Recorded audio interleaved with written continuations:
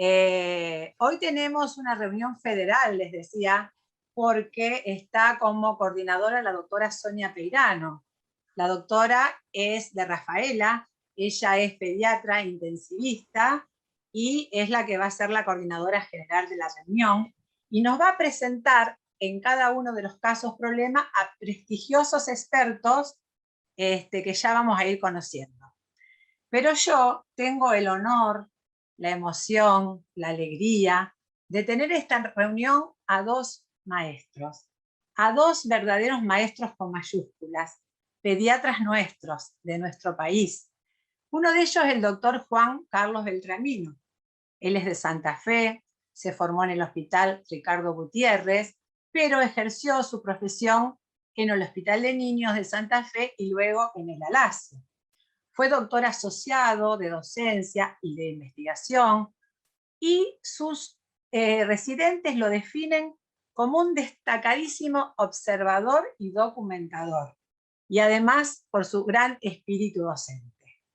Él es defensor a ultranza de la lectura crítica, que es el objetivo fundamental de este encuentro. Por otro lado, tenemos al doctor Juan Alberto Reichenbach. Él es de La Plata, él es un doctor en medicina, profesor de varias universidades del país e instructor de varias residencias. Su mayor parte la pasó en el Hospital de Niños Ludovica de La Plata, y realmente la gente que lo conoce, él fue también director nacional de la maternidad e infancia, y quien lo conoce les decía que lo define como el defensor de la salud infanto-juvenil como derecho humano. Él en este momento está dirigiendo un proyecto muy interesante que se llama La Red Sana, pero vamos a dejar el último encuentro para que nos cuente un poquito más. Bueno, bienvenidos a todos, la verdad que les agradezco el estar y ya damos comienzo a la reunión. Sonia. Hola a todos, gracias a la Sociedad de Pediatría de Rosario por esta invitación. Siempre trabajamos juntos desde la regional, un placer estar en este módulo de el curso que llamamos Espacio de Encuentro en Situaciones Complejas, que me acuerdo también que cuando de la regional hubo como un tema con el título, buscando el título apropiado para esto. Bueno, más presentaciones que la que hizo Gloria no voy a hacer, así que vamos a arrancar con el primer caso. Nos toca el segundo módulo, que es Patología de la Guardia. En el primer caso lo va a presentar el doctor Carlos Dueñas, y tenemos como expertos invitados al doctor Fernando Alonso, un gusto doctor, especialista en psiquiatría infanto-juvenil, a la doctora Andrea Manín, neuropediatra, al doctor Diego Viola, que no lo estoy viendo en pantalla, pero seguro está, reumatólogo pediátrico, y al doctor Gustavo Lazarte, infectólogo pediátrico. Así que, Carlos, pedimos a todos que silencien los micrófonos para poder hacer la presentación adecuadamente y que el doctor pueda compartir pantalla. Bueno, muchas gracias. Compartir.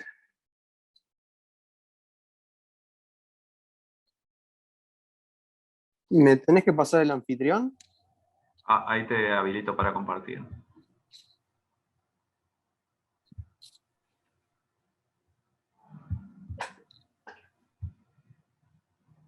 Fíjate si podés ahora.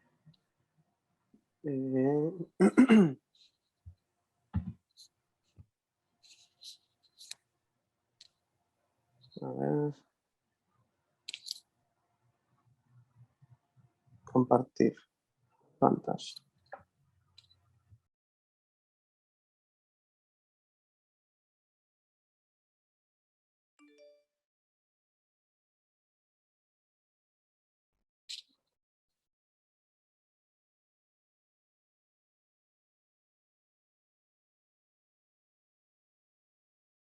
Bueno, ahí se ve bien. Sí, perfecto. Sí, perfecto. Bueno, buenas noches. Me presento, mi nombre es Carlos Dueñas Nieto, yo soy residente de segundo año del Hospital Italiano. Y bueno, les queríamos presentar un caso que estuvo en nuestro hospital. Se trata de una niña de 8 años que consultó en guardia de nuestro hospital por un episodio caracterizado por movimientos tónico-clónicos generalizados, acompañado de retroversión ocular de minutos de duración y que se dio espontáneamente. Como antecedente, la niña días previos a la consulta en guardia consultó en 3 oportunidades en días consecutivos en guardia de otra institución por alteración de la conducta, movimientos de desorientación y episodios paroxísticos. Todo esto obviamente fue lo referido por los padres.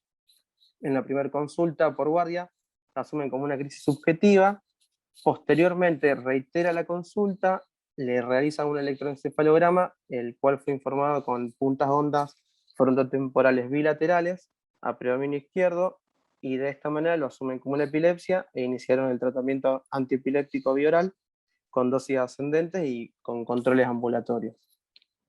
Al tercer día reitera la consulta nuevamente por repetir el episodio.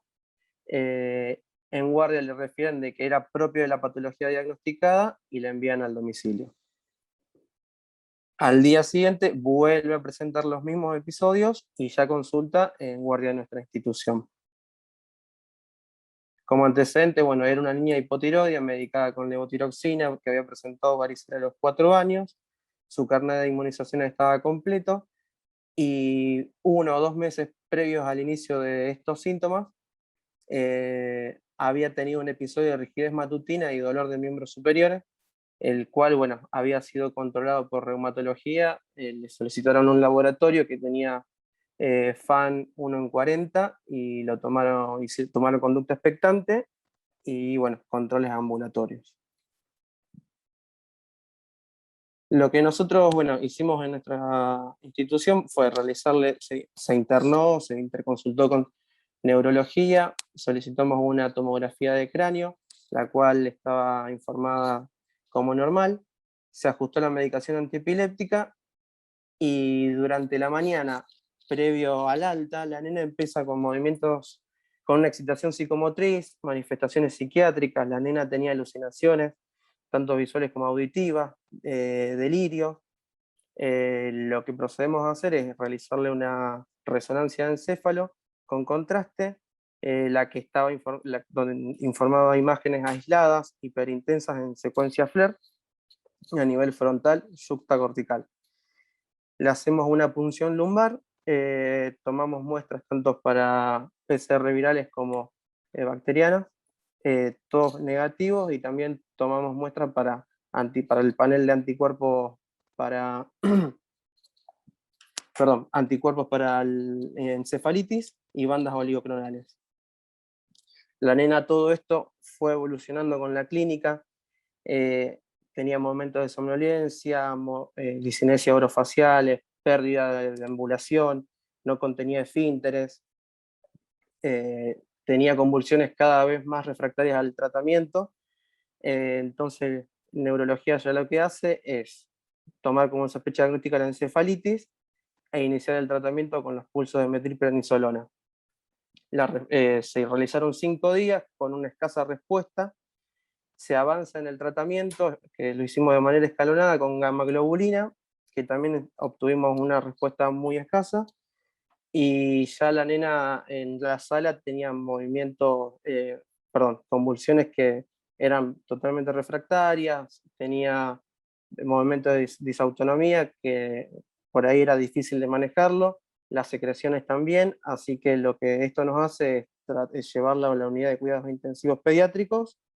Bueno, ahí se continuó con el tratamiento con plasmaféresis y rituximab, y bueno, tuvimos el diagnóstico mediante la recepción de los anticuerpos anti-NMDA, tanto en líquido cefalorraquídeo como en plasma. Era presentarles esto y bueno, ahora yo los dejo con la doctora Andrea.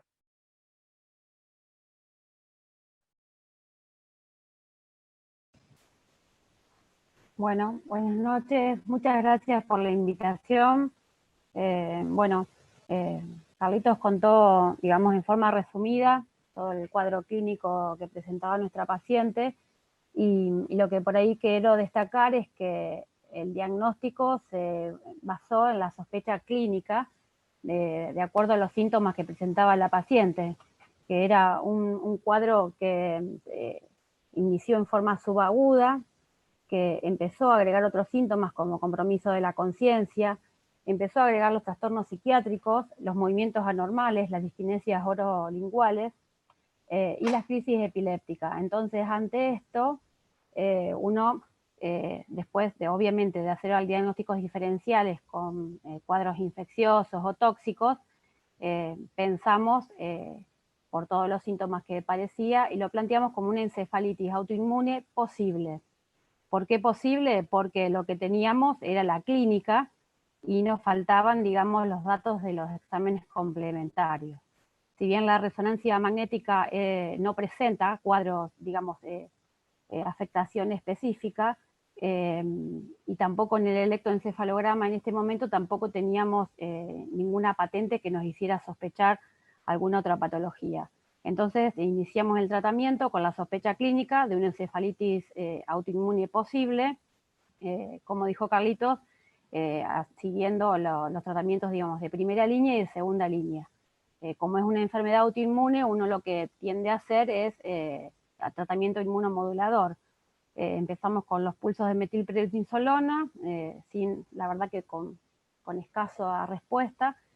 Seguimos escalando con dosis de gamma globulina, también con muy escasa respuesta, y le hicimos 5 pasajes, o sea, 5 plasmaféresis en días alternos con ciclofosfamida. Luego de ese tratamiento, la paciente no presentaba mejoría clínica, por lo que se decidió continuar con la segunda línea del tratamiento, que ya era un inmunomodulador con el rituximab. Actualmente, bueno, la paciente evoluciona, digamos, con una leve mejoría, en forma muy gradual, muy lenta, pero bueno, la pudimos destetar de la RM, está traqueostomizada, se alimenta por sonda, le van a hacer una gastrostomía y cada 6 meses le hacemos una dosis del rituximab de acuerdo al cuadro clínico. Y obviamente siempre haciendo hincapié a la clínica, que es muy importante, porque si nosotros esperamos a la confirmación diagnóstica con el panel de los anticuerpos que pedimos, que generalmente nos dosaron 6 anticuerpos, antirreceptor, digamos, de encefalitis autoinmune, digamos, perderíamos un tiempo muy valioso para iniciar el tratamiento. Así que recién tuvimos el panel para los anticuerpos antirreceptores NMDA positivo al mes de haberlo solicitado.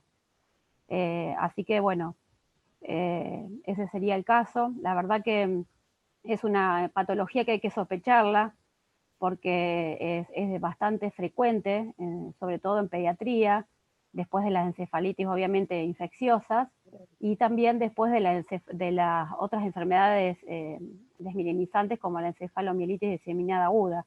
O sea que hay que estar bastante, digamos, alerta ante estos cuadros. ¿Por qué? Porque iniciando un tratamiento precoz uno le puede cambiar, digamos, el pronóstico. Bueno, de tal cual, ¿no? Como decíamos todos, creo que a todos nos ha tocado en la guardia o en algún lugar atender una encefalitis.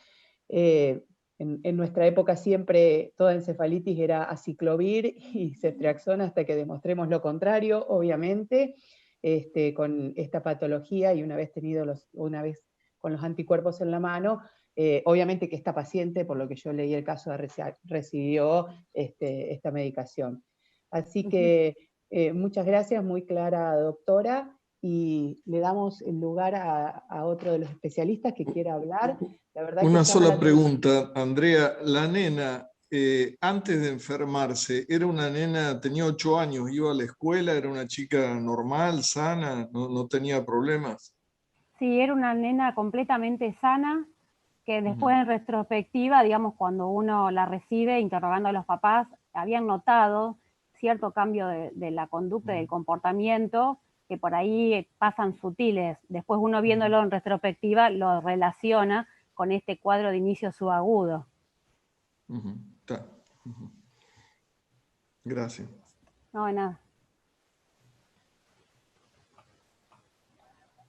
Desde el punto de vista infeccioso, por ahí quería aclarar que es como dijiste vos recién, comentabas vos, Sonia, recién, obviamente que la conducta fue, si bien está resumida la presentación del caso clínico para no hacerlo tan extenso, pero bueno, se medicó, se puso antibióticos, se puso el aciclovir, se tomaron todos los cultivos y las PCRs, y con esos resultados, al ver que no había ningún rescate y las PCRs venían negativas, se suspendió, y eso mientras pasaba esto de que recibíamos los cultivos, estaba medicado con antibióticos, antiviral, fue que se fue haciendo, o sea, se fue presentando toda la clínica que contaba recién Andrea, y ahí es donde entra la sospecha, ¿no? Bien. Y también, bueno, nombra la parte reumatológica cuando dice que tiene una clínica con una rigidez matutina y donde un FAN dio positivo, y creo que también eso derivó a la consulta con el reumatólogo. Acá lo que también llama la atención es la parte psicológica cuando hace estas crisis que uno puede llamar psicóticas, o doctor, ¿qué nos puede explicar de eso que a veces no lo tenemos, por lo menos en mi caso, tan claro a la parte psiquiátrica?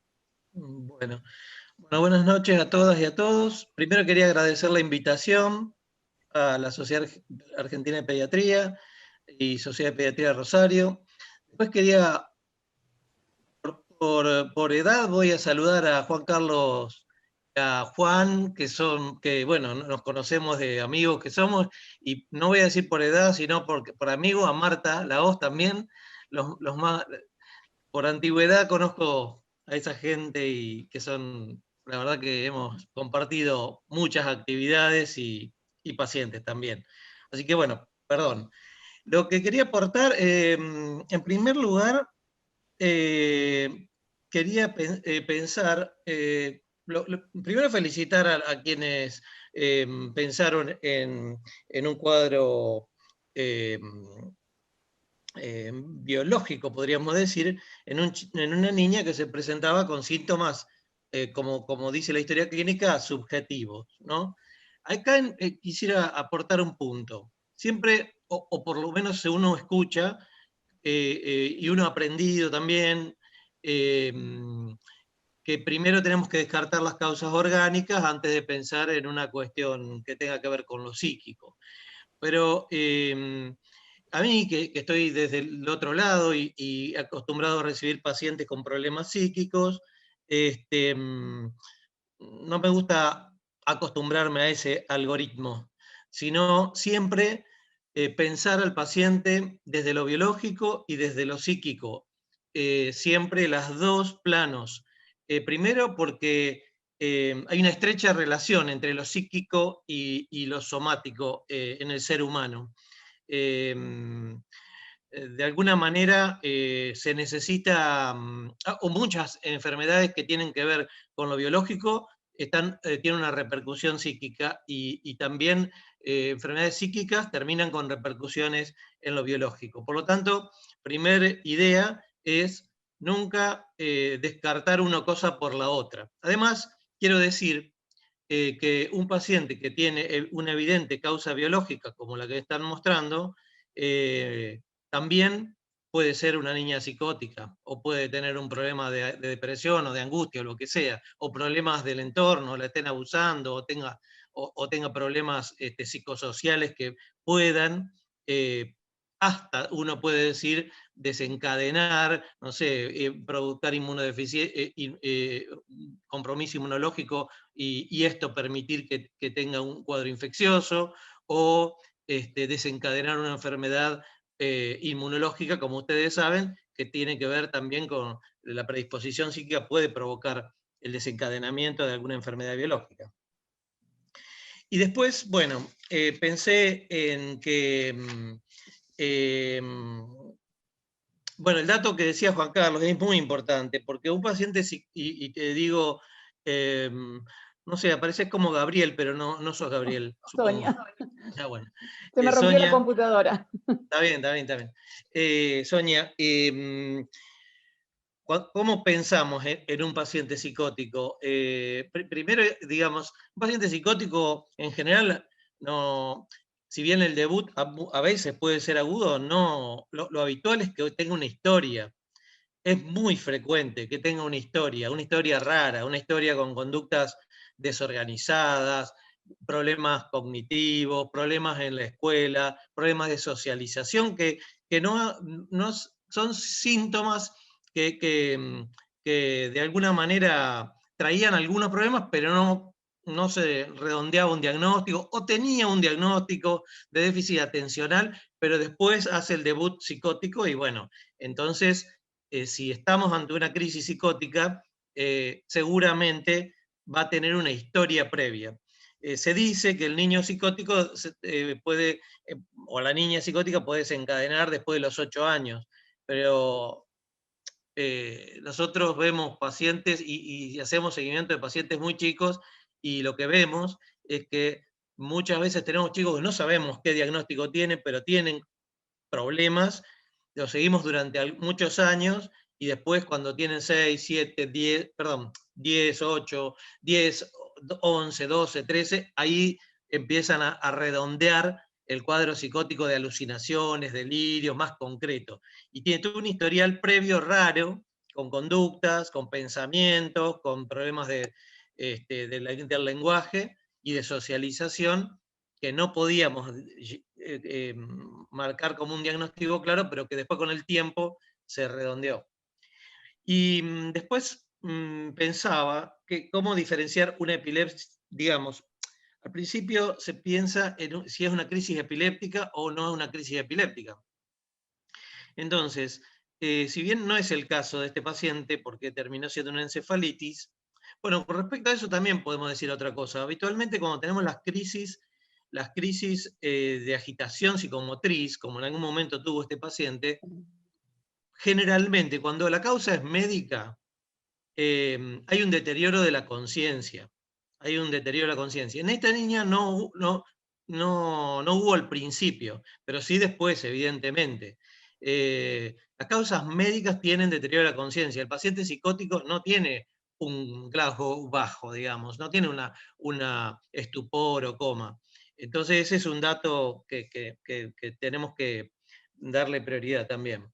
Y después, respecto a las crisis no epilépticas y a la diferenciar crisis con las crisis epilépticas, en general, la crisis no epiléptica es gradual, es fluctuante. En este niño, bueno, la causa fue la encefalitis, pero se hablaba de un inicio gradual. En cambio, la crisis epiléptica, bueno, eso lo va a decir mejor Andrea, pero es abrupto o puede tener un aura. Los factores predisponentes se ven emocionales se ven en causas no epilépticas, y las causas epilépticas son más variables, digamos, puede o no haber estos problemas. Después, las causas no epilépticas no epilépticas me refiero a de origen psíquico, ¿no? Son asincrónicos, o sea, no respetan la anatomía ni la fisiología, son asimétricas, a veces tienen un propósito, hacen opistótonos, hacen movimientos cefálicos raros o de muchos grupos musculares y se oponen a que el médico le abra los ojos, por ejemplo. En cambio, la crisis epiléptica es sincrónica, simétrica, y hay automatismos por ahí oromandibulares. La duración de la crisis psicógena no epiléptica es prolongada. Hay casos en los cuales la mamá te dice empieza con una convulsión a las 12 de la noche y a las 5 de la mañana termina, está horas con las convulsiones. En cambio, las crisis epilépticas generalmente, excepto un estatus epiléptico, son de minutos. Los cuadros no epilépticos psicógenos se ven gritos, llantos, un componente emocional. En cambio, en la epiléptica puede haber un grito inicial o el grito ictal, digamos, el miedo ictal sería como un aura y ahí aparece la convulsión, donde pierde el conocimiento. En la epilepsia, en las crisis no epilépticas vemos que muchas veces no pierden el conocimiento completamente, o no tienen la amnesia posterior, o no tienen el coma posictal. Después pueden tener incontinencia pérdida de control de esfínteres y mordedura de la lengua en ambos casos. Eso no nos ayuda a pensar. Eso pensé por ahí aportar en esta cuestión. Y bueno, no sé, si quieren, después hablamos un poco más de lo que es un paciente psicótico o de lo que tiene que ver con los síntomas psiquiátricos en las encefalitis autoinmunes, pero voy a dejar que hablemos un poco más. O alguien más. No sé si Andrea o el doctor, bueno, el doctor Viola, yo vi que lo reumatológico fue estudiado y dice reumatológicas negativas, no sé si quiere aportar algo el doctor, no lo veo en la No, pantalla, pero Me no parece está. que no se pudo conectar el doctor. Ah, no, si no yo les cuento más o menos por qué uno hizo el diagnóstico diferencial. Esta gordita tenía antecedentes familiares de lupus y había sido estudiado en ese momento por la rigidez articular y tenía un FAM positivo en títulos bajos. Entonces, bueno, como al principio, como uno de los diagnósticos diferenciales, también pensamos en un neurolupus, por eso le dimos la intervención al doctor Viola. Que bueno, que él lo descartó porque, bueno, todos los demás, laboratorios reumatológicos fueron todos negativos y como que desestimó ese título bajo del factor reumatoideo positivo. Respecto al lupus, está muy bien pensado porque hay un porcentaje, un 25% de pacientes con lupus que tienen síntomas neuropsiquiátricos. Así que la verdad que está muy bien pensado, y más que hay un antecedente de lupus en la familia. Los síntomas en el lupus en general son cefalea, psicosis, los déficits cognitivos y por supuesto todos los síntomas cerebrovasculares. Nosotros hemos tenido una paciente con lupus con catatonía, por ejemplo, que fue confuso, pero bueno, finalmente era un lupus que se resolvió con el tratamiento del lupus. bien, manejar un paciente complejo y con todos los especialistas como lo han manejado, la verdad que es genial. Yo siempre digo que a veces estamos en la guardia, en la trinchera, y que tenemos que tener los pediatras generales las armas para poder saber cuándo derivar un paciente, en este caso, o si el chico convulsiona y hace un estatus epiléptico, bueno, derivarlo. Y como decíamos con el doctor, el tema de los antecedentes, o si esto es un brote psicótico, tener muy en cuenta que hay antecedentes previos. ¿Usted qué nos puede decir, doctor? Si nos cae un paciente en la guardia con estos síntomas, una excitación, un paciente que distorsiona la realidad, un paciente, y estamos en un lugar donde no tenemos una internación pediátrica, como pasa en muchas partes del territorio de Santa Fe. Yo vivo en Rafaela y de acá hacia el norte no hay internación pediátrica hasta Reconquista, digamos. Entonces, ese pediatra de guardia general muchas veces se plantea qué hacer, lo interno, lo controlo, no hay situación de riesgo, como usted dijo, si el paciente generalmente tiene una historia previa, o sea, uno indaga y hay una historia previa. ¿Qué hacemos con ese paciente? ¿Lo internamos? ¿Lo derivamos? ¿Cuál es la conducta apropiada? No sé si me explico, el pediatra de la trinchera que le decimos nosotros, que no tenemos ningún interconsultor para acudir en ese momento.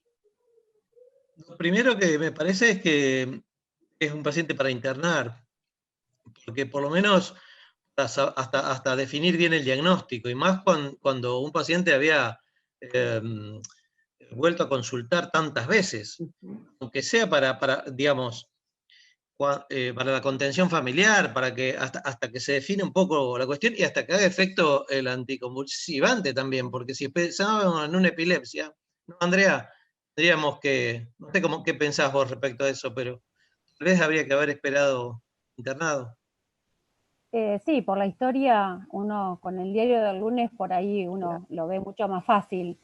Por ahí en la primera crisis del paciente, nosotros generalmente la internamos y la estudiamos.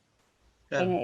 O sea, sin cumplir criterios de epilepsia, porque obviamente que una sola crisis no nos habla de epilepsia. Claro.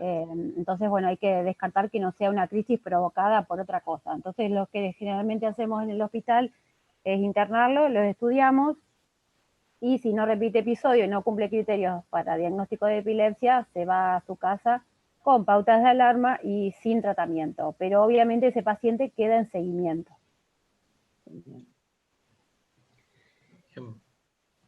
Bien, no sé si doctor Juan Carlos o Juan quieren agregar algo. Yo quería agregar algo, en principio. Saludar a todos los amigos, a Fernando, a Gloria, dar las gracias, a Juan Carlos, que son los que más cercanos que veo en los cuadraditos. Pero digo, a ver, yo soy del interior de la provincia de Buenos Aires, me ubico como pediatra hoy en mi pueblo, a 120 kilómetros del Hospital de Niños de La Plata, donde laburé toda mi vida. Digo, este paciente, salgo a las 9 de la noche con el auto y lo llevo, si consigo a alguien que me lo reciba, seguramente un amigo, ¿no? Por la red de afectos, fundamentalmente por la red de afectos, porque seguramente no hay cama en ningún lado. Y digo, este paciente primero hay que internarlo, coincido claramente con Fernando, y días antes de la internación en el hospital italiano. Segundo, después, ya estando en el hospital, yo fui director de docencia del hospital y me tocó hacer auditoría de historias clínicas de lo que se internaba en el hospital. Estoy hablando de un hospital de 15.000 ingresos anuales y 1 millón de pacientes en consultorio externo, durante muchos años. El 80% del diagnóstico se hacía con la anamnesis y el examen físico. O sea, la sospecha diagnóstica, las horas de ingreso del paciente a las 4 de la mañana, cuando éramos R2, R3, estaba sospechado sindromáticamente el ingreso del paciente.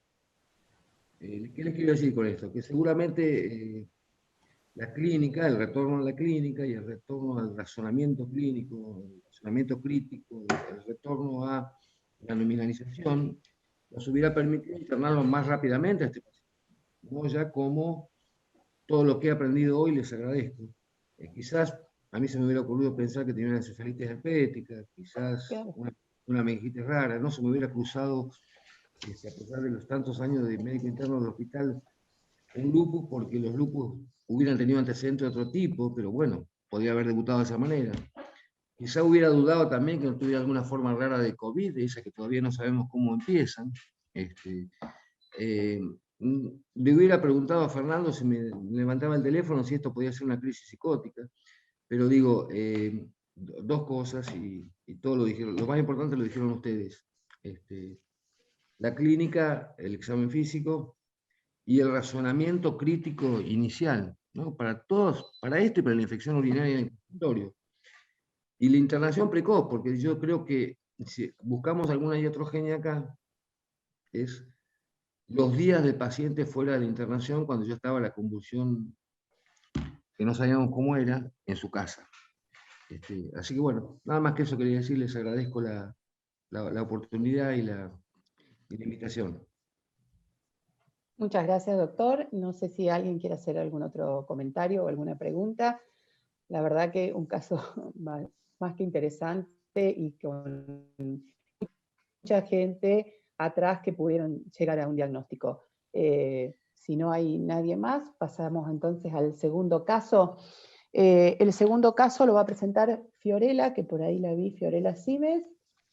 Fío, ¿querés compartir pantalla? Te escuchamos. ¿Qué tal? Buenas noches a todos. Ahí ya comparto y empezamos.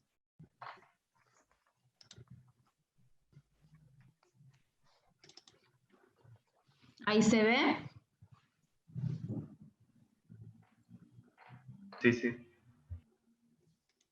Bien.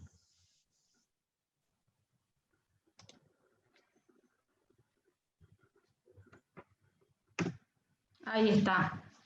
Bueno, el caso es sencillo, es algo que vemos a diario y por ahí lo hicimos bastante breve, pero más que nada que dé lugar a la discusión y a puntos que todo el tiempo, constantemente en nuestra práctica estamos enfrentándonos. Este caso, bueno, acude a la guardia un paciente de 2 años de edad que cursa su 4.º día de fiebre y dolor de garganta. Nos refiere que comenzó hace aproximadamente 7 días con rinorrea serosa y tos seca. La madre refiere que su pediatra lo hisopó a las 24 horas del cuadro en el centro de salud y que el resultado fue negativo, pero que no lo tiene. Niega vómitos, diarrea, cefalea, agitación y se encuentra medicado en 4.º día con amoxicilina ácido clavulánico, continuando febril. Al examen físico, bueno, la enfermera previamente le había tomado los signos vitales, tenía 39 de temperatura, suficiencia cardiorrespiratoria, un poquito agitado por la fiebre, pero lo normal, con rinorrea serosa, tos productiva, fauces congestivas y eritematosas, no se ven exudados, no se palpan adenopatías dolorosas y el resto sin particularidades. Se solicitó un laboratorio, ese es el resultado que tenemos en la guardia, 9.100 blancos, una fórmula compartida, 10,7 de hemoglobina, 341.000 plaquetas, PCR positiva y un eritro de 14. Le habían pedido también una orina completa que la madre trae con ese resultado y un urocultivo que estaba pendiente. Entonces lo que nosotros indicamos en ese momento es que ya que la madre la pediatra le había dado antibióticos, complete 10 días totales. Se le pide a la mamá que busque el hisopado, no nos quedamos tranquilos para poder tener la constancia y adjuntarlo también en la historia clínica.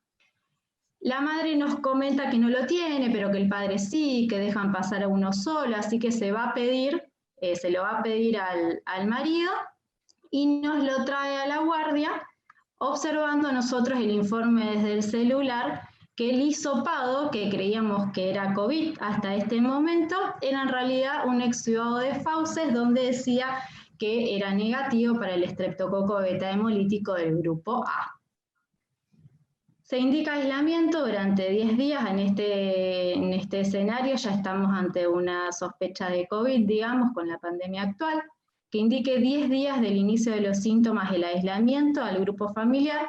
Decidimos no realizar en ese momento el hisopado, sino controlar la aparición de síntomas en el grupo familiar. Hasta ese momento ninguno de los convivientes había manifestado síntomas, y en caso de ser así, según las recomendaciones, hisopar a alguno de los papás.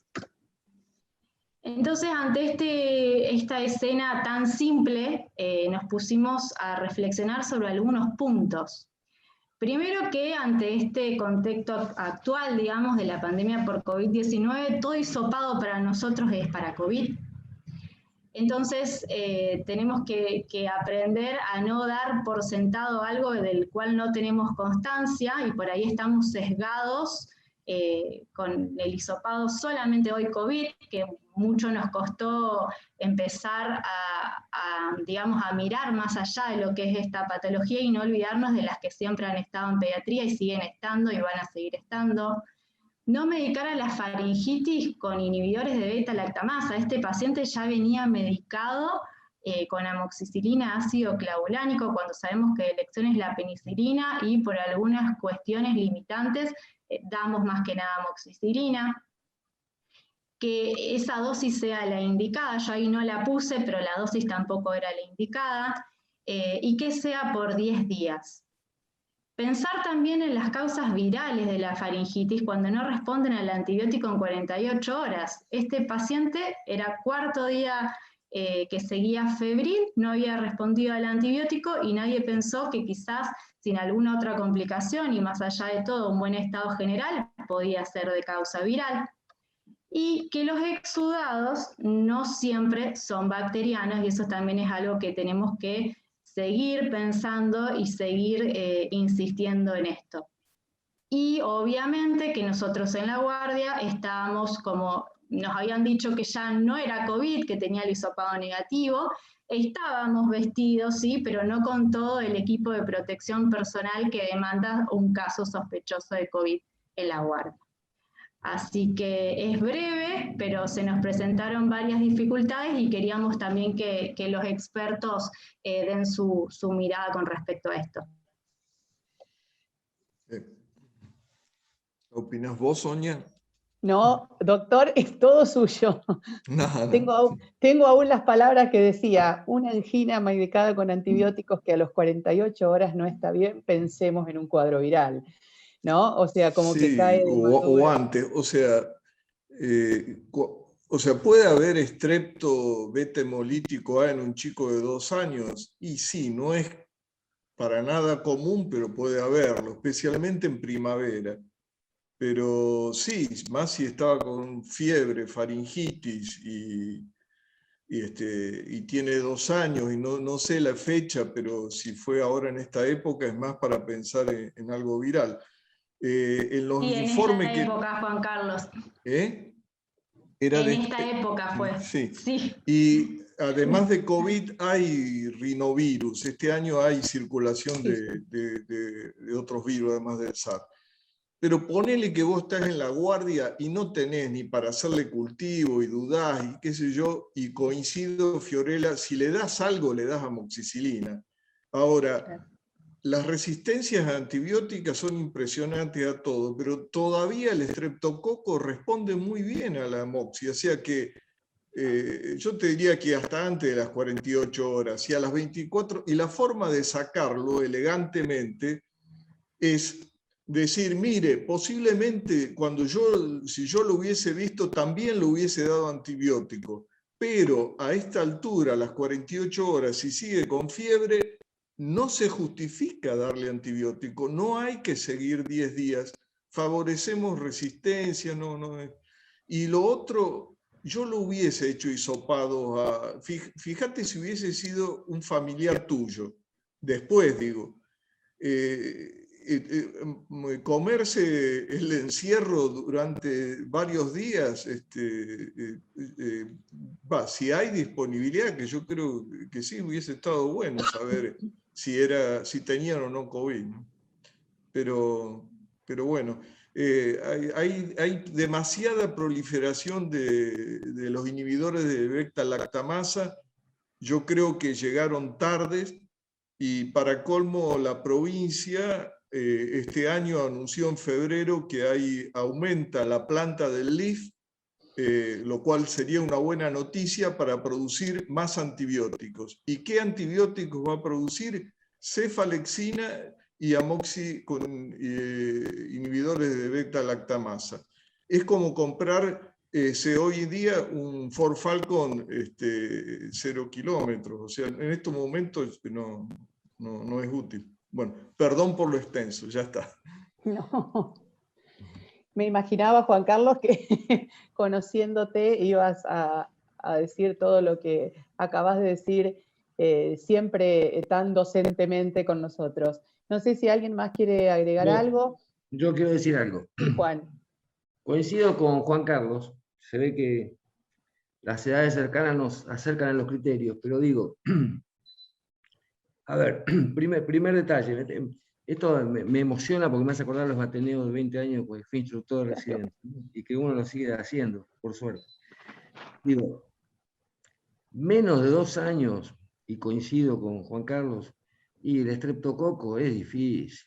Yo le digo, elijan un buen pediatra. El que hizo 5 diagnósticos de angina bacteriana ante los 2 años de vida, cámbienlo. Son virales en general. Coincido con él que las vemos. Obviamente coincido en la medicación antibiótica excesiva. Coincido en que había que haberlo hisopado en esta época. Y me parece que nos falta una cosa, digamos, suponte que este cuadro hubiera seguido, empezó como un cuadro otorrinolaringológico alto, con rinorrea, mocos, un exudado, con o sin placa hubiera sido lo mismo. Hubiera sospechado, no sé si le hubiera hecho los análisis iniciales, hubiera sospechado la posibilidad de una mononucleosis infecciosa, no sé la época. Digo, porque bueno, la mononucleosis infecciosa es tan polisémica, o sea, formas otorrinolaringológicas, epistaxis, anemia hemolítica por anticuerpos fríos, angina, que parece una angina bacteriana, pero es una angina streptocóxica, exantema después del antibiótico. No tenía otros elementos, no tenía hepatoesplenomegalia, no tenía ganglios, pero era una alternativa. El hemograma tenía una linfomonocitosis, tiene 2 años, o sea que tampoco eso nos sirve demasiado, pero digo, eso es otra alternativa, digo, como para jugar clínicamente con el paciente. Coincido con el tratamiento de este paciente, no creo que el antibiótico haya que haberse dado durante tantos días. Creo que para defensa o no, Fío, en las guardias, creo que Fiorella, todo el mundo cuando recibe ese paciente va a decir, bueno, termina el tratamiento antibiótico, o sea, nadie hace por ahí en la guardia lo que hace el pediatra en el seguimiento a lo mejor de un consultorio, ¿no? O sea, como que quién se anima a sacarle el antibiótico a un paciente que ya viene medicado, pero obviamente que es lógico lo que dicen los expertos y es tal cual, y es una patología que la vemos todos los días, o sea, esto es el pan nuestro de cada día, las faringitis virales en niños, en este caso 4 años, pero bueno, y sabemos que también hay una sobremedicación y que, bueno, contra eso también estamos peleando mucho los pediatras que por ahí entendemos de que hay que esperar un poco los cuadros virales en los niños, ¿no? Fiorella, muy lindo, muy bien presentado, pero digo... Bueno, muchas gracias. La verdad que lo que hacemos en exceso, por ahí y lo entiendo perfectamente, porque ese paciente que no vas a ver nunca más, en realidad no es una falla nuestra, es una falla del sistema de salud, la falta de acceso del paciente, la falta de referencia en el lugar donde el paciente vive, la posibilidad de seguirlo cercanamente, ¿no? Esto, como decía doña Tibia, no se arregla con solo terapia intensiva, hay que ir a donde vive, donde trabaja la gente, en el lugar de los hechos, para poder hacer un seguimiento, que es más importante que la medicación. ¿Está claro? Gracias.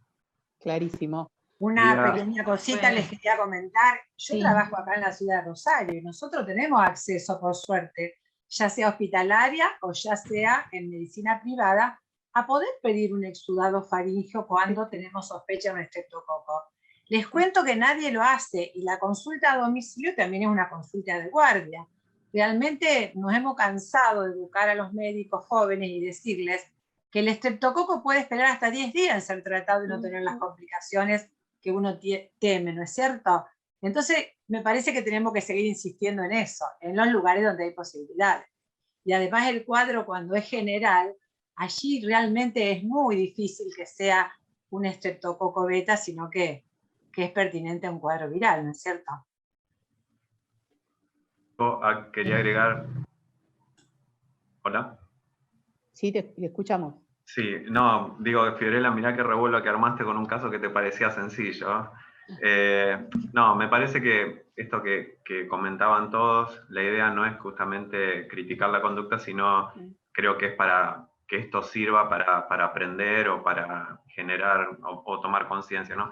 Respecto a esto que vos decías de no asumir el hisopado siempre como COVID, pasa también cuando uno hace el interrogatorio de los recién nacidos, que le pregunta, bueno, la serología durante el embarazo, ¿te pudiste hacer el hisopado? Y uno le pregunta por el hisopado vaginal y rectal, y la madre dice, no, pero no tuve COVID. Digo, que también uno a veces habla de hisopado, y bueno, la idea sería aclarar un poco de qué está hablando. Y lo otro a comentar, que era algo que hacía referencia Juan, es que por ahí, con respecto a las indicaciones del tratamiento, pasa muchas veces, más que nada, esto a lo mejor en pensamiento personal, ¿no? Pero, por ejemplo, el tema de utilizar amoxicilina con clavulánico muchas veces es la presión de los padres, más que nada en el medio privado se ve mucho esto, porque tienen la concepción de que con amoxicilina le han dado tratamientos y no funciona bien. Y entonces uno está en una guardia y tiene que tratar de explicarles a los padres que por más que su pediatra de cabecera ha utilizado otras veces amoxicilina con clavulánico, no siempre, no es ese el tratamiento y que no es lo que uno indicaría. Pero bueno, eso por un lado. Y por otro lado, que a veces pasa en las guardias de los hospitales públicos, donde a veces uno tiene muestras de medicamentos y tenés que dar a una madre que consulta como a las 3 de la mañana y vos decís, bueno, le doy algo, no tengo penicilina, no tengo amoxicilina, tengo muestras de amoxiclavulánico y termina dando eso. Creo que, bueno, coincido con lo que dicen todos, es que esto tiene que servirnos para pensar que no es una urgencia tratar una angina streptocóxica en todo caso, que es importante el tema de los cuidados con el equipo de protección, más que nada en esta época donde todo puede ser COVID o una simple faringitis. O sea que me pareció muy interesante también el caso que presentaste, Fiorella. Gracias. Bueno, no sé si alguien más quiere agregar algo. Como dijo Gloria, manejar la ansiedad de los padres en la guardia también. Como dice, bueno, a mí me dieron amoxicilina y no me dio resultado, o hace 3 días que lo tengo con fiebre y sigue con fiebre, y por favor deme algo porque ya es la segunda vez que consulto. Bueno, todos hemos hecho guardia y sabemos que esas presiones están, y bueno, es lógico y muy entendible este cuadro, este caso que has presentado, Fiorella. Muchas gracias. Por supuesto, y bueno, como ya dijeron, sí. No, dale, Fiorella, dale.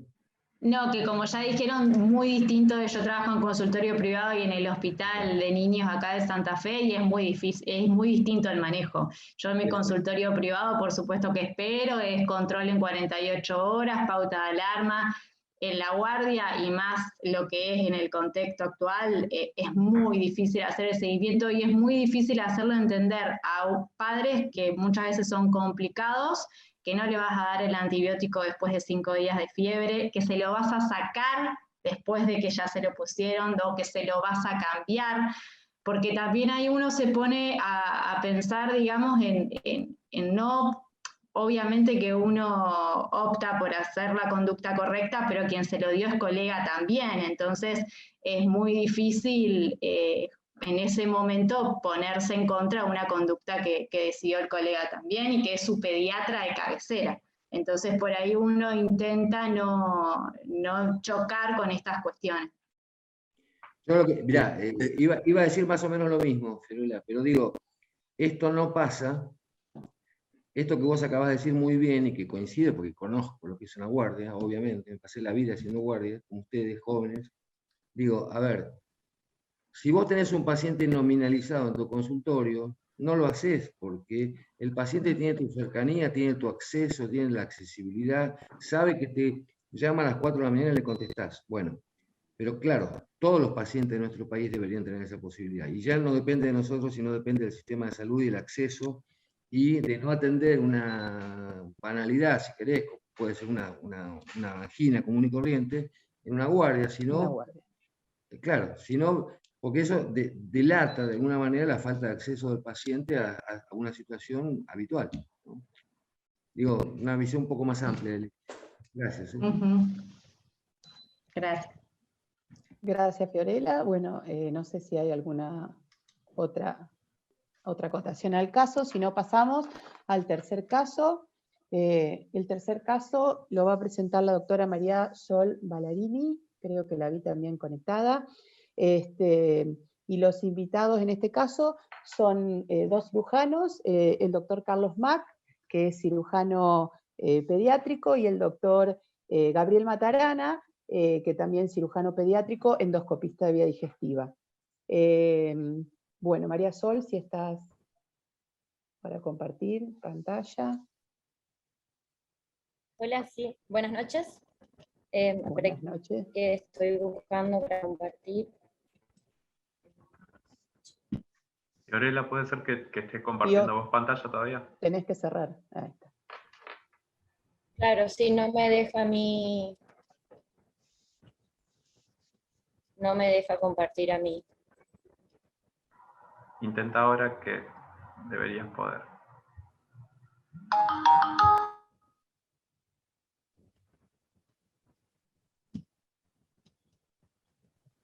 Mientras aparece la pantalla, Gloria, decirle a los jóvenes que así es fácil, ¿viste? Con Fernando, con todos los especialistas, digo, estando dentro del hospital somos todo Gardel. El asunto es como estar a 150 kilómetros y no podés consultar con nadie, ¿no?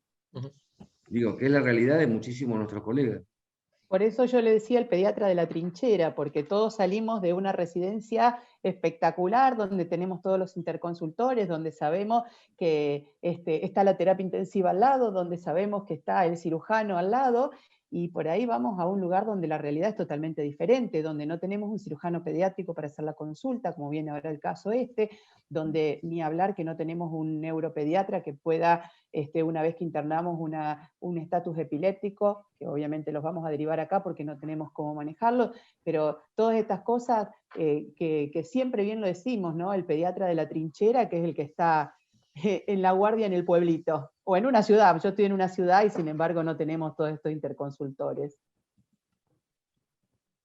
Por eso yo insisto, digo, me conozco el país entero, he andado por todos lados, insisto que el recurso humano, el capital más valioso, no es el que está en terapia intensiva, que tiene la norma al costado, sino aquel que se está bancando estas situaciones en la quebrada Humahuaca, o en el sur, en Ushuaia, o en algún lugar alejado. Digo, por eso la clínica es fundamental, ¿no? Ahí les aparece la pantalla. Sí, sí. Bien. Bueno, mi nombre es María Sol Ballarini, yo soy residente de segundo año del Sanatorio Santa Fe, del Servicio de Pediatría. Y este es un caso que tuvimos el año pasado, a principios de la pandemia, por eso hay algunas cosas, digamos, que son diferentes a las cuales se manejan ahora en cuanto a internaciones, hisopado y otras que voy a nombrar más adelante. Bueno, este es un caso de un abdomen agudo, de un niño, en realidad masculino de 3 años, que consulta por un cuadro de 20 horas de evolución, de dolor abdominal tipo cólico, que se había asociado a un vómito de tipo alimenticio y que en las últimas horas había agregado hiporexia. Por intensidad del dolor y falta de ingesta de líquidos, consulta 4 horas previas a la internación, telefónicamente con su pediatra de cabecera, quien le solicita una ecografía, en realidad le dice que vaya hasta el sanatorio, que le íbamos a hacer una ecografía, y cuando llega, digamos, el informe, se apreciaba, bueno, una estructura tubular aperistáltica en fosa ilíaca derecha, de 6 milímetros de diámetro transverso, líquido libre en cavidad, había aumento de la ecogenicidad de la grasa circundante y había estructuras ganglionares regionales de aspecto inflamatorio. Si bien el paciente tenía un buen estado, de buen regular estado general, se encontraba normohidratado a pesar de esas horas de hiporexia, estaba afebril y estaba con suficiencia cardiorrespiratoria, sí tenía como positivo aumentado los fluidos hidroaéreos, pero el abdomen era blando depresible y el dolor era medio difuso y no focalizaba en ningún lado. Bueno, se decide la internación de este paciente con esa ecografía que estaba al límite, digamos, que no definía mucho, y con el cuadro clínico se lo interna con el diagnóstico presuntivo de abdomen agudo médico versus quirúrgico. Al ingreso, bueno, se le coloca una vía periférica, se lo deja dieta cero al paciente. En ese momento la hidratación parenteral que estábamos usando era la solución 7720, que ahora se cambió a la 140. Se lo dejó con las necesidades basales y se pide la interconsulta con cirugía infantil. Bueno, cirugía infantil lo valora y basado en la parte clínica y los exámenes complementarios hace el diagnóstico presuntivo de adenitis mesentérica, dejando así al paciente continuándolo en dieta cero y se mantiene conducta expectante. Se le pide un laboratorio y una orina completa. El laboratorio como positivo tenía 18.300 blancos, con 4 cruces de PCR y un eritro de 25. El resto era normal.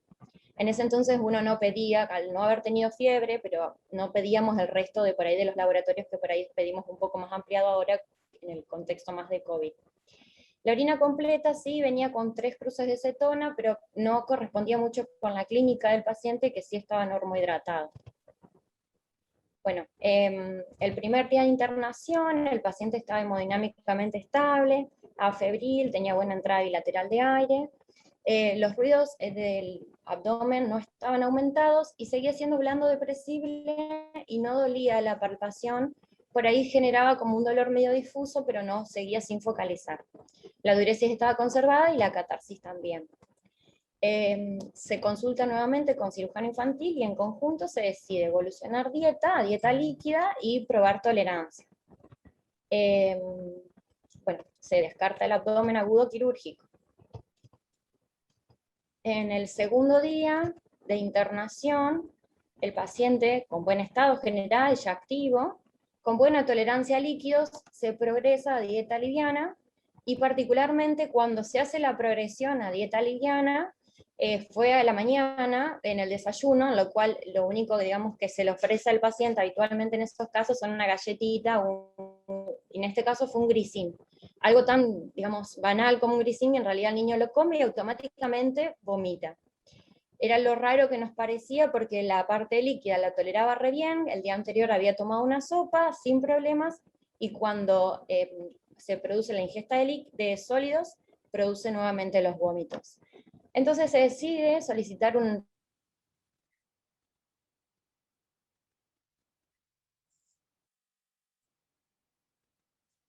todo al ingreso del paciente. Cuando llega la radiografía de tórax, tenemos esa imagen, una imagen en el tercio inferior del esófago, redondeada a la luz de dicho órgano, compatible con un objeto extraño. Cuando no sé si todos alcanzan a verla con precisión.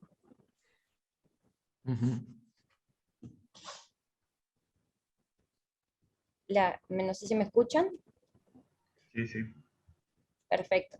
Bueno, se ve una imagen con un doble halo, compatible con claramente un objeto extraño, que en este caso es una pila botón, que es la característica, digamos, de esta imagen, y se solicita la interconsulta de urgencia con la endoscopía para realizar una videoendoscopía digestiva alta. Bueno, se le hace el procedimiento y bueno, es un cuerpo extraño de aspecto metálico, compatible con una pila botón en tercio distal del esófago, cercano al cardias, que ya había tenido un importante esfacelo y necrosis de la mucosa, que en el momento de la extracción ya presentaba una úlcera en la mucosa. Pero no había signos de perforación y el resto del estudio era sin particularidades. Bueno, por dicho diagnóstico, debido a que nosotros no contamos con servicio de terapia de mayor complejidad en el sanatorio, se deriva al Hospital de Niños Orlando Lacia para el seguimiento de este paciente. Bueno, obviamente que cuando lo derivamos lo volvemos a dejar a dieta cero, con un protector gástrico y con antibiótico terapia, que en este caso fue una ampicilina surfactant a 150 miligramos kilo día. Bueno, las imágenes de la endoscopía. En la primera imagen en realidad, y todavía no se había extraído el objeto, y vemos la pila con todo, digamos, el resto químico que produce, digamos, en el sitio donde queda impactado. Y en la segunda imagen hay restos, pero ya se había sacado el objeto, y pueden ver la parte más oscura, ella es la parte de necrosis, ahí está la parte de la úlcera, incluso se ven en color blanco, ya es la parte de la fibrina de tejido de cicatrización.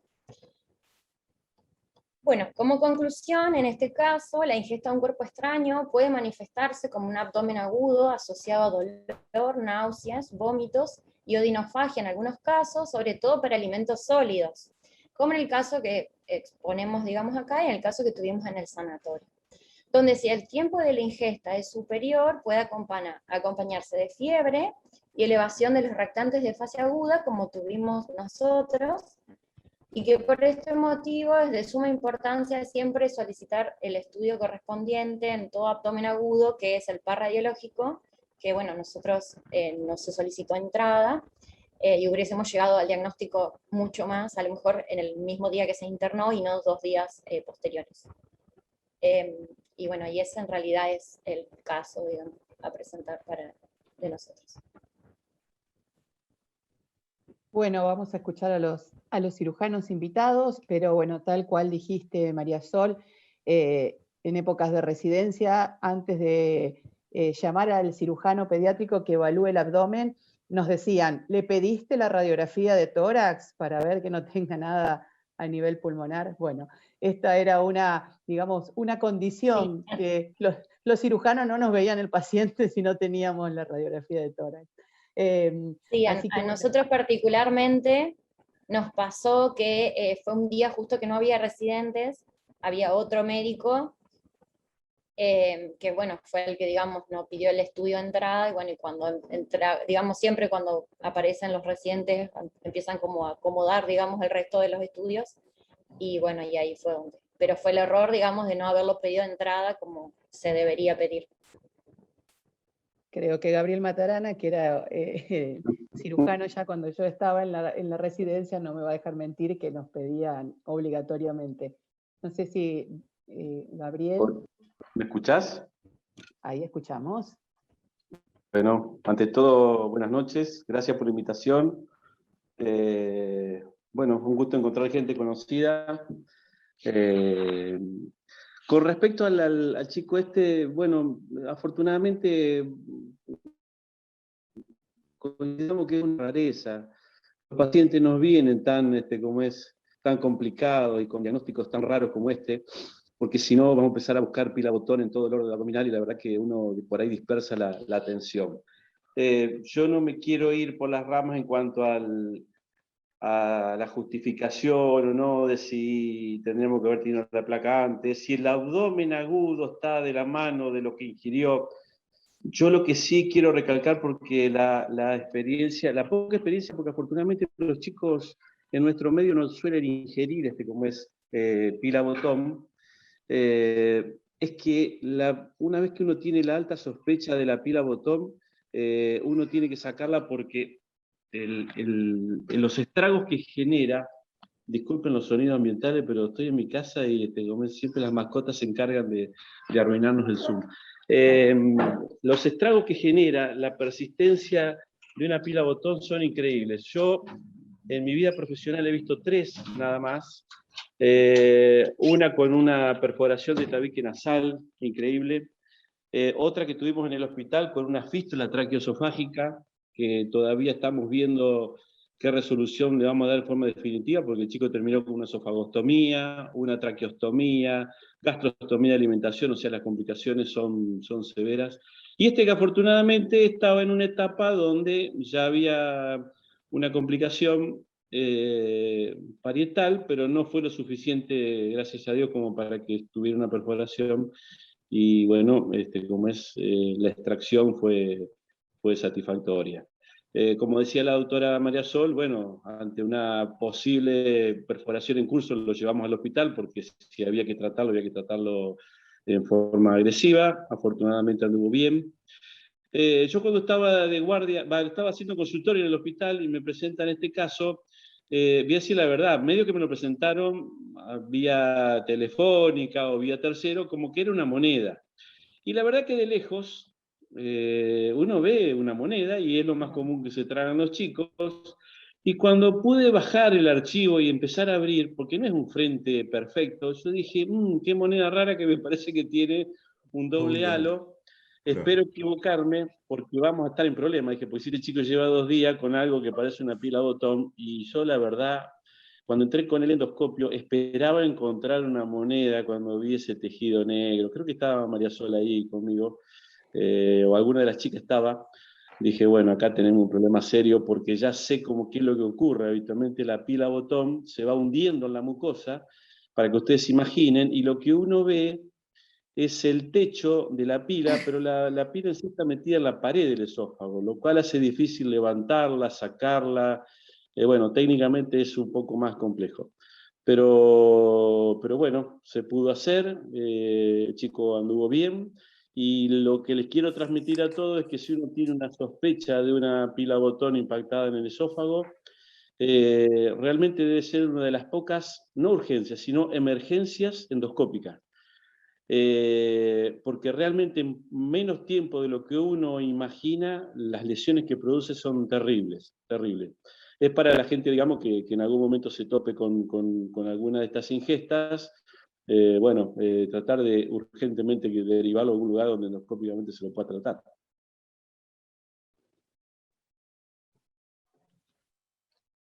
Creo que sí, que la pila es el cuco de todos los pediatras, ¿no? Cuando están jugando con esos benditos juguetitos que se les salen las pilas y que a veces intentando hacer una anamnesis correcta, como siempre insistimos, pero con un niño de 3 años que a lo mejor estuvo solo en el momento, que nadie vio la ingesta, que no produjo tos, que no hizo ninguna manifestación, por ahí es difícil en el momento saber que hay un cuerpo extraño en la vía digestiva. Gabriel, ¿la evolución fue buena? ¿Cómo se hizo el tratamiento posterior? Había una úlcera, pero no había perforación, bien dijo María Sol, ¿no? Estás en mudo.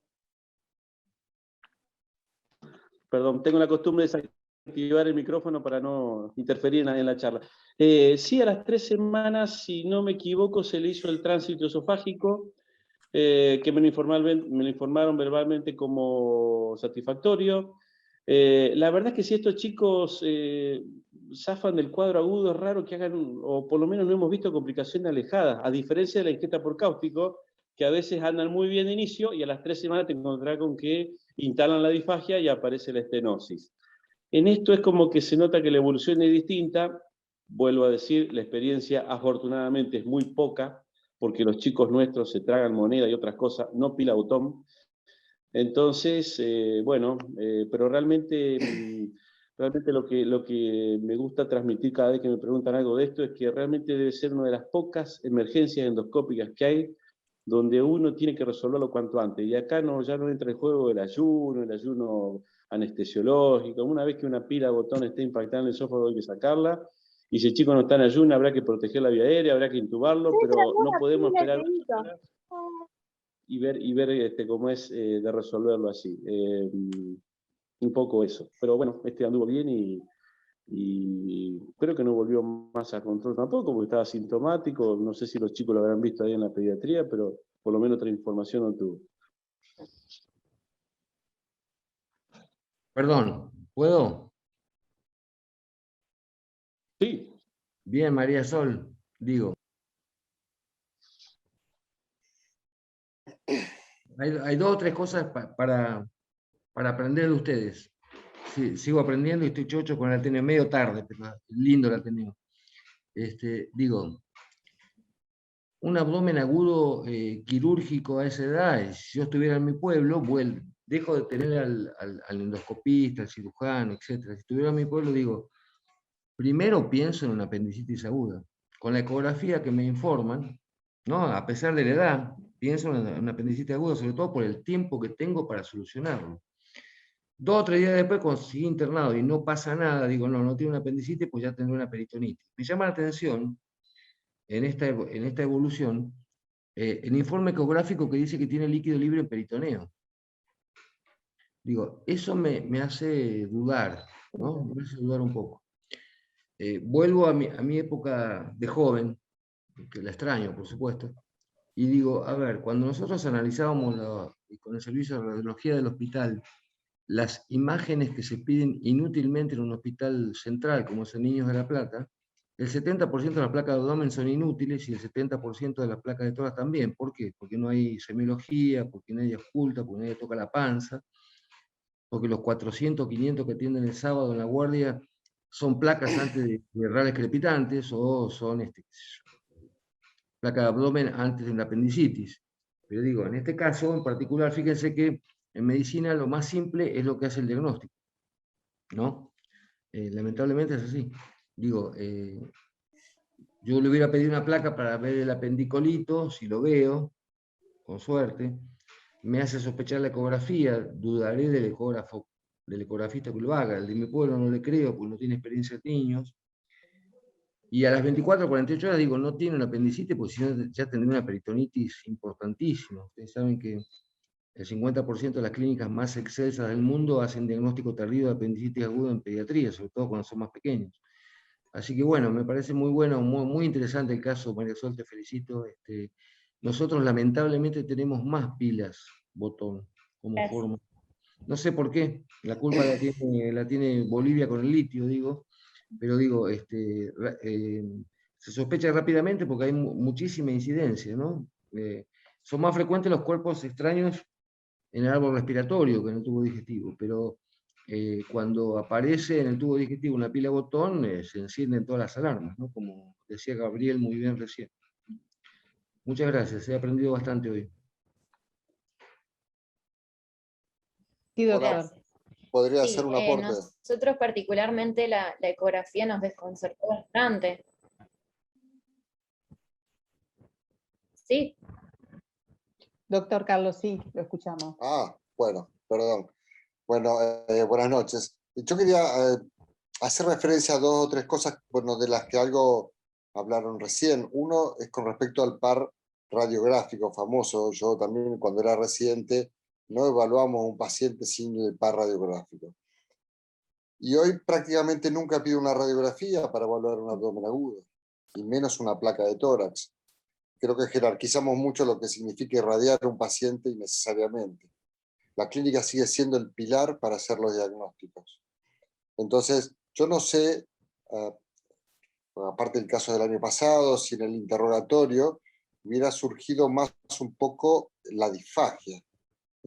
Pero el cuerpo grita por algún lugar y no siempre hay que poner todos los ojos en la topografía del síntoma. Fíjese que este chico ingresó con un abdomen agudo y tenía una pila en el esófago. Quizás cuando vomitó, claro, los chicos vomitan, dicen, ¿qué te pasa? ¿Te duele la panza? Entonces todo el mundo empezó a mirar el abdomen y se dejó de mirar el contexto, se dejó de mirarlo al chico para mirarle el abdomen. Y después, claro, apareció la ecografía y tenemos que recordar siempre que los exámenes complementarios no son más que eso, son exámenes complementarios, de por sí no hacen el diagnóstico, siempre complementan fundamentalmente a la clínica. Y la ecografía, claro, complicó mucho más, porque apareció el líquido libre, como decía el doctor recién, y algunos ganglios que dependen muchísimo. Siempre algo de líquido libre se puede ver, una fina capa, a veces se puede ver. Y eso no significa que hay una peritonitis o una citis o algo así. Entonces, la verdad es que el caso es para equivocarse. Así que pobres los que lo tuvieron, porque el caso era para equivocarse y bastante suerte tuvo el chico de no haber perforado su esófago, porque como decía el doctor primero, es una emergencia, la pila en el esófago en horas lo podría haber perforado. Así que insisto con esto, insisto con la clínica, en ver al chico en un contexto. Todos seguramente vimos alguna vez un abdomen agudo y el diagnóstico final fue una angina pultácea o una neumonía de base derecha. Entonces, el chico siempre, digamos, la clínica, el contexto y los exámenes complementarios que nos ayuden, pero que no nos marquen el camino, definitivamente. Tal cual, bueno, doctor, de ahí venía el tema de los residentes con la radiografía, no pensando obviamente en una pila botón, sino que muchas veces en ese momento cuando decía el chico me duele la panza, uno revisaba la panza y a lo mejor ni ocultaba, y en la parte pulmonar teníamos una neumonía basal que nos estaba causando toda esa irritación peritoneal y esos síntomas. De ahí decíamos que los cirujanos no nos veían los chicos si no teníamos la radiografía de tórax o mínimamente la semiología del tórax. Sonia. Cambió un poquito ahora, Sonia, eso. Ya ahora no pedimos tantas placas, por eso nos pasa esto. Me imagino. Sí, ya, por eso pasó esto. O sea, no, esto yo creo que no fue un error metodológico, es lo que habitualmente ocurre. Claro, y no hay síntomas arriba, pero bueno, a veces yo creo que ahora que por ese toca el tema de las guardias y de los médicos de guardia, y yo creo que a veces somos impiadosos con la primera persona que ve un paciente, y uno después de estar tantos años, no te voy a contar a vos, lo que está en un hospital, viste cuando vos decís, a ver, ¿cuál sería nuestro rendimiento de diagnóstico si nos ponen un timer y después de habernos hecho ver 30 pacientes nos dan 2 minutos para hacer un diagnóstico? Y creo que patinaríamos todos. Y entonces, bueno, a veces las cosas ocurren, y no por mal manejo, ocurren porque realmente los pacientes gambetean mejor que Messi y nos dejan pagando, pero bueno, esto es lo lindo de esto, digamos. Y con el diario del lunes, como decíamos antes, todos estos diagnósticos espectaculares. Es mucho más fácil. Sí. Sonia, sí, Juan Carlos. Perdón, justo tuve un problema técnico y me quedé desconectado. Pero este caso, como el que pasaron de la encefalitis, es muy interesante para que te lo cuenten, no para vivirlo, ahí, tal cual. no para vivirlo.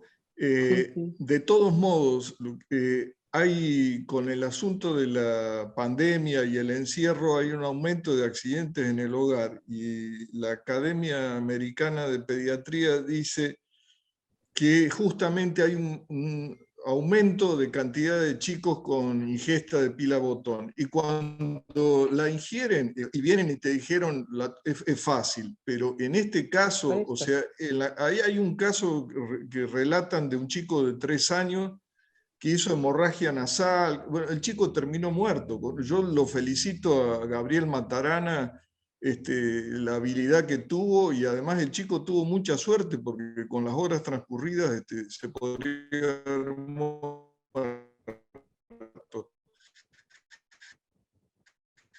Como chisme, ¿qué se puede hacer si la gente te dice, o que uno en la radiografía ve el doble halo, que muy bien cuando lo presentaron lo mostraron, es dar miel? mililitros cada 10 minutos. Hasta, por supuesto, mandarlo rápido a que lo saque, al que lo vea el endoscopista, porque es una urgencia. Pero esas 2 horas que puede tardar hasta que se arme todo, hicieron la prueba en chanchos, con pilas botones, y probar, porque lo que se produce es una solución alcalina que es altamente cáustica y que produce la úlcera. Y el sucralfato sirve, pero como nadie tiene sucralfato en la casa, es más fácil conseguir miel. Lo que hay que decirle a los padres, hasta que lo lleven, darle miel. Generalmente son chicos mayores de 1 año, pero no me preocuparía por el botulismo y la miel. Estos son accidentes muy graves que pueden terminar matando, así que hacerlo. Y de paso me tocó ver chicos que comían el termómetro y que tragaban mercurio. Las primeras veces me asusté mucho, pero realmente es muy poco tóxico el mercurio ingerido, distinto si se cortan, y por supuesto. Ahora, pero bueno, está bien, yo estuve de acuerdo también con que sacáramos los termómetros de mercurio. Ahora, ¿qué pusimos? Los termómetros digitales. ¿Qué llevan los termómetros digitales? Pila botón. O sea que háganlo con tornillo, con algo que no sea fácil para que los chicos lo saquen con facilidad. Bueno, y yo pienso que no hace falta la aclaración. Uno siempre habla de la experiencia y no son críticas. Uno dice que experiencia es el nombre que usamos los médicos para llamar a los errores que cometemos. O sea, porque a todos nos duele hablar de nuestros errores y preferimos hablar de nuestras experiencias. Por supuesto, cuando yo estuve en la guardia del hospital de niños y cuando venían muchos pacientes, uno decía, uno ve los primeros 50, después el resto te ven ellos a vos, y dábamos antibióticos al cohete y todo eso. Y recién de última aprendí a hacer los hisopados faringios y hacer... pero bueno, son experiencias que uno cuenta. Tal cual, Juan Carlos. Bueno, no sé si alguien quiere hacer alguna otra acotación al caso. Muy interesante, María Sol. Muchas gracias por presentarlo. Bueno, pasamos. Y ese chico estaba, Sol, estaba un poco deshidratado. Lo que pasa que la deshidratación que tenía era por falta de líquido. Por eso tenía un sodio de 145, que es normal, pero está medio en el palo, está medio altito. No es común que un chiquito... Y esas 3 cruces de acetona es porque le faltaba agua, le faltaba líquido. Y ese chico no estaba ingiriendo bien líquido. Y una así que urea hicieron bien en hidratarlo. De 0,34 también, sí, pienso igual. Bueno, muchas gracias, María Sol. De nada, gracias a ustedes. Coincido con Juan Carlos, que entre paréntesis los saludo. Digo, a ver, a mí y con Carlos, me pareció muy inteligente lo que dijo Carlos. Digo, yo me cansé de analizar historias clínicas con 10 placas inútiles que no sirvieron para hacer el diagnóstico y que irradiaban, y hay un trabajo hecho en el Garrahan acerca de la importancia de no irradiar inútilmente a los niños. O sea que si faltó la placa de abdomen y la clínica es soberana, sigamos con la clínica soberana, porque les aseguro que en las auditorías de los grandes hospitales las placas se piden por historia, no porque realmente el paciente lo requiere. De ahí la importancia del análisis semiológico, del análisis epidemiológico, etcétera, etcétera. Gracias. Bueno, muchas gracias a todos los que han aportado para este caso. Vamos a presentar el cuarto caso. Está también el doctor Carlos Dueñas para presentarlo. ¿Sí? En realidad lo iba a presentar la doctora Daina Semeres, pero perdón. Justamente, no, lo que pasa es que hubo un imprevisto aparentemente con el doctor Viola, que era uno de los casos que él estaba invitado para discutir, y es una pena que lo presentemos y no esté él. Si les parece bien, Gloria, lo dejamos para internación, ese caso clínico. Genial. Presentamos Totalmente entonces... de acuerdo, Gustavo. Bárbaro. Sí, sí, lo dejamos para internación. Gracias, Daina, por estar. Si quieren les presento el último caso, es cortito. Ahí vamos.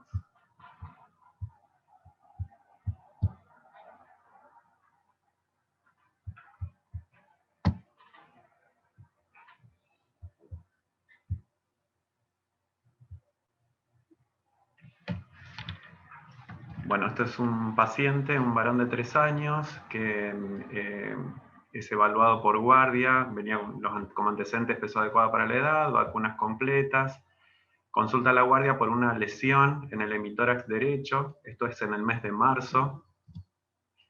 Al examen tenía una tumoración que era blanda la palpación, tenía una secreción seropurulenta, escasa, no tenía eritema perilesional, y el tamaño de la lesión era aproximadamente de 3×1, que el paciente, o sea, los padres contaban que esa lesión aparentemente era indolora porque no le generaba ninguna molestia al niño. El interrogatorio, y esto van a ver que remarco algunas cosas como para que se den una idea, el interrogatorio era muy difícil, era preguntar, imagínense, bueno, lo que charlábamos recién, en el contexto de una guardia, tratar de hacer un interrogatorio donde la verdad que ni el padre ni la madre podían colaborar mucho, o sea que eso complicó también. Y como antecedente refería a haber tenido un traumatismo, se había caído, estaba parado sobre una silla, se cayó, y el padre decía que hacía 2 meses había pasado eso, y que a partir de ahí había presentado esa lesión en el hemitórax, que se le había hecho un hematoma, pero bueno, que no les había llamado la atención. Como otros antecedentes, refería a episodios de broncoespasmo, siempre tratamiento ambulatorio, no tenía antecedentes de internaciones ni otros antecedentes. En relación a este hecho en particular por el que consulta la guardia, el paciente, vuelvo a repetir que era un interrogatorio dificultoso, o sea que es como que fuimos sacando datos así de a poco, hasta que aparece una historia de una epicrisis, de una internación en el mes de febrero, había estado internado 8 días en otra institución, por esta misma lesión. En la ecografía lo que informaban era que había una colección líquida de límites netos por delante del plano muscular de 38×6, una tomografía de tórax que no la tenemos nosotros en ese momento, pero que referían como que se informaba la misma lesión que estaba descrita en la ecografía. La epicrisis también decía que había hecho tratamiento 7 días con clindamicina previo a drenaje de la lesión, para lo cual habían salido cultivos, y se le había dado el alta con trimeteroprima sulfametoxazol, que cuando el paciente consulta a la guardia había finalizado hacía una semana.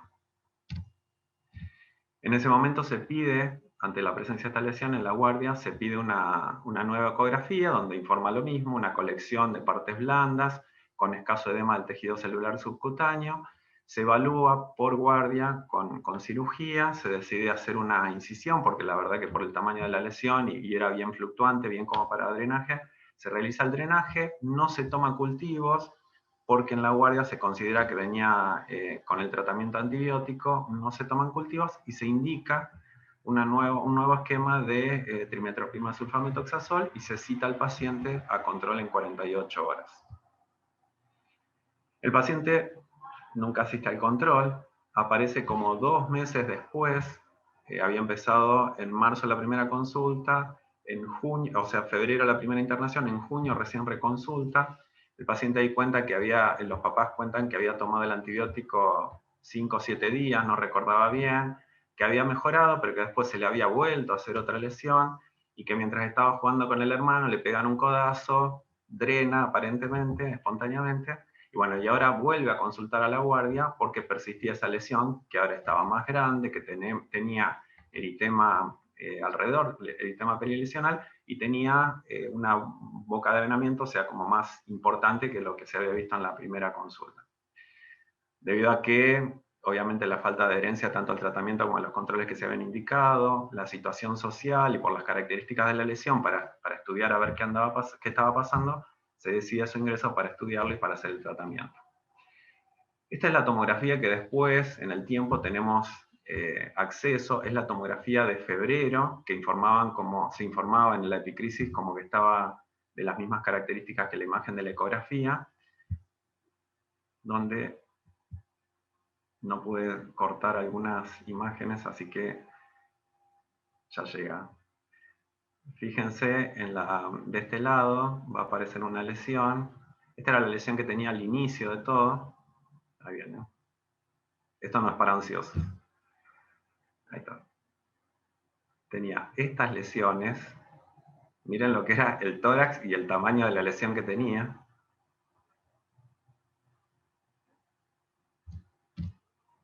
Bien, entonces, cuando entra en internación en el hospital, ingresa a quirófano, se toman muestras para cultivos, para gérmenes comunes, micobacterias y hongos, y se toma una muestra para anatomía patológica. El paciente queda internado, se reciben los cultivos que se informan positivos de esa muestra que sale para Staphylococcus aureus meticilino resistente, que en ese momento se indica clindamicina endovenoso y después al recibir los resultados de los cultivos se continúa con ese antibiótico por la sensibilidad. El paciente tiene buena evolución y se le da la alta hospitalaria con el seguimiento. Se recalca obviamente el tema del seguimiento. Varias semanas después se recibe el informe de anatomía patológica. Vieron que no, eso es, como contaba Andrea también, no es que lo tenemos a la semana, a veces tarda, y si uno no va a buscar los resultados, a veces lamentablemente eso no se nos informa, donde se informaba un proceso inflamatorio granulomatoso, calcificante, con células gigantes tipo Langhans, que comprometía partes blandas y tejido óseo, es decir, comprometía piel, tejido fibroadiposo, tejido muscular y tejido óseo, o sea, con fuerte sospecha de que se trataba de una tuberculosis. Obviamente que con este diagnóstico de la anatomía patológica, sin tener aún los resultados de los cultivos, porque saben que tardan más tiempo todavía, se asume como una tuberculosis, con compromiso de piel y partes blandas y compromiso óseo. Perdón que no puedo ver ahí. Del cultivo, de la biopsia que se había tomado, se informa el crecimiento de Mycobacterium tuberculosis, la baciloscopía que se había hecho por esputo inducido se informa negativa, y el cultivo del esputo también negativo. El paciente inicia tratamiento con 4 drogas que hace por 2 meses y posteriormente completa 10 meses, es decir, hace un año de tratamiento, más que nada por el compromiso óseo que tenía también. Tiene buena evolución clínica, la verdad que no le teníamos mucha fe, pobre, pero se comprometieron mucho los padres, así que fue buena adherencia al tratamiento y al asistir a los controles. Esta es la lesión que quedó después, esto es a los meses del tratamiento, no sé si se ubican, bueno, o sea, la cabecita está por ahí, hay una de las tetillas, y esa es la lesión deprimida que le quedó posterior al inicio del tratamiento todavía ahí. Y bueno, buscando después, estudiando un poco el tema de esa tuberculosis, teníamos que el paciente no tenía cicatriz de BCG, que no había presentado ningún síntoma acompañante, no refería a la presencia de enopatías, de fiebre, de pérdida de peso. La verdad que era un paciente que, si uno se imagina un paciente con tuberculosis como adelgazado, anémico, la verdad que no reunía las condiciones. Se estudió a todos los familiares del entorno, los contactos estrechos y ampliados, o sea, todos aquellos con los que podría haber llegado a tener contacto, y la verdad que no se encontró alguno que fuera bacilífero o que estuviera con tuberculosis. Y por otro lado, lo que se planteó, o sea, nos queda todavía ahora pendiente de saber cómo llegó a ser el compromiso en piel, porque como sabemos, para que haga un compromiso en piel, el paciente tenía 3 años, no nos daba el tiempo de vida que tenía el paciente para que haga ese tipo de compromiso. Esta es la resonancia que se hace durante el control, que se hace en octubre, todavía estaba en tratamiento el paciente. Estaba un poquito más rápido, donde se puede ver, comparado con la primera lesión, la lesión inicial que tenía el paciente, fíjense que empezó a reducir el tamaño. El paciente después terminó el tratamiento, se perdió, no lo volvimos a ver, no tuvimos novedades por lo menos de internación en el hospital, así que terminó, sí, finalizó el tratamiento, pero después no tuvimos más novedades acerca del seguimiento. Pero bueno, me pareció interesante este caso, que había consultado varias veces, se había sospechado una infección de piel y partes blandas, que es lo que solemos ver en la guardia, como manifestaciones de como una celulitis abscedada, que uno ni siquiera se va a imaginar. Imagínense que esa lesión estuvo abierta 2 veces en forma espontánea, 2 veces se drenó, no se tomó muestra, y recién en la tercera, la cuarta vez que es evaluado, se toman las muestras, y a raíz de las muestras, gracias a que se tomaron esas muestras, pudimos arribar al diagnóstico, ¿no? Nada más. Nada más ni nada menos que una TBC. Bueno, Juan Carlos, sí. Realmente muy interesante. Es raro que con 3 años, como decís, no haya ningún familiar positivo. Hace poco el doctor Weidman, acá en el Hospital Alasia, presentó un caso de un chico que venía de Reconquista, de muy mal medio, muy parecido que la lesión, que yo creía que era una tuberculosis y era una actinomicosis. Y en un archivo de pediatría del 2016, la gente del Posadas presenta un caso muy parecido al tuyo, donde hay tuberculosis y también había actinomices. Y daban una lesión tipo, y también el caso de acá se trató, primero se drenó y se le puso tratamiento pensando estáfilo y todo, más o menos.